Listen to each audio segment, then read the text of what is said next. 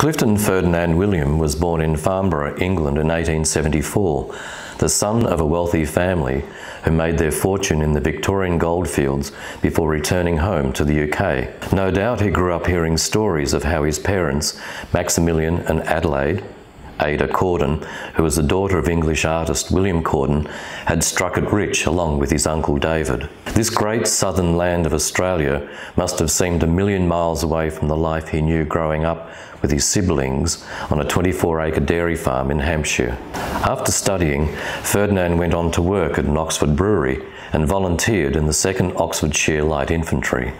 It wasn't until January 1911 that Ferdinand, 38, experienced our sunburnt country firsthand. He was seeking, it said, a fresh start following the death of his parents.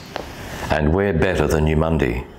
The township and surrounding lands had been cleared, the cream industry was flourishing, aided by the railway, and new roads were being constructed. A school of arts hosted dances and housed a library. Eumundi had 2 hotels, 3 churches, a bank, school and post office, cricket club, tennis courts, football club, jockey club, and a racecourse. He immediately bought 20 acres and a house close to town to carve out a niche for himself as a fruit grower and immersed himself into the Eumundi community.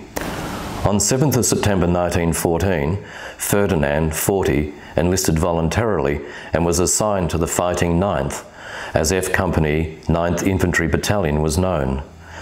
Standing at 5 foot 7¼ inches, he weighed 140 pounds when he sailed for Europe aboard the HMAT Omra on the 24th of September to join the Gallipoli campaign.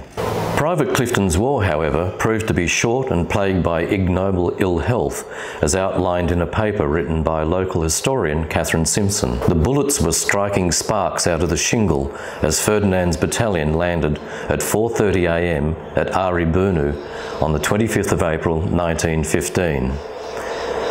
At the end of that first long day and night of fighting, all 4 companies were weary almost to exhaustion.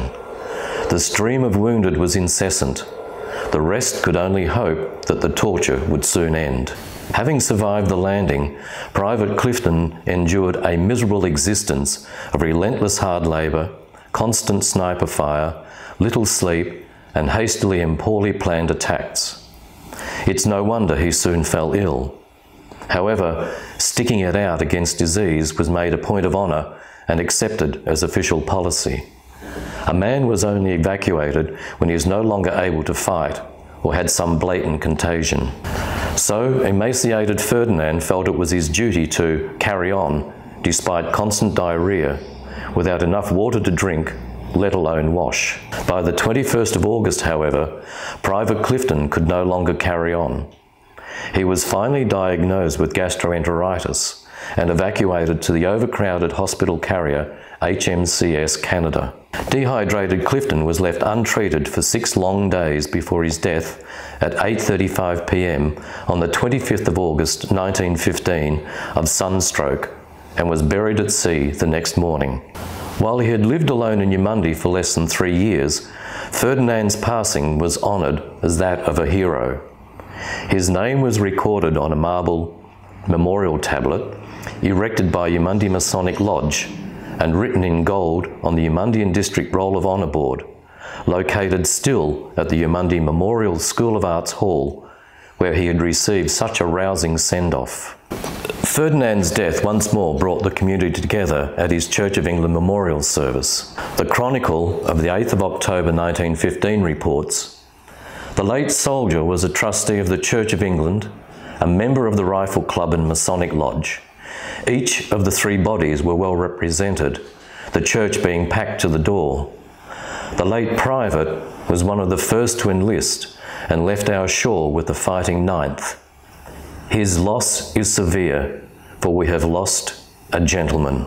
In the same month, this highly respected citizen of our little town was further remembered by his adopted community, when the Eumundi Women's Recruiting Committee planted a tree for him on Memorial Drive in the first of 3 memorial tree planting ceremonies. Later on, a plaque was added beneath its trunk saying, "To the memory of Private F. W. Clifton, number 686, 9th Battalion, AIF.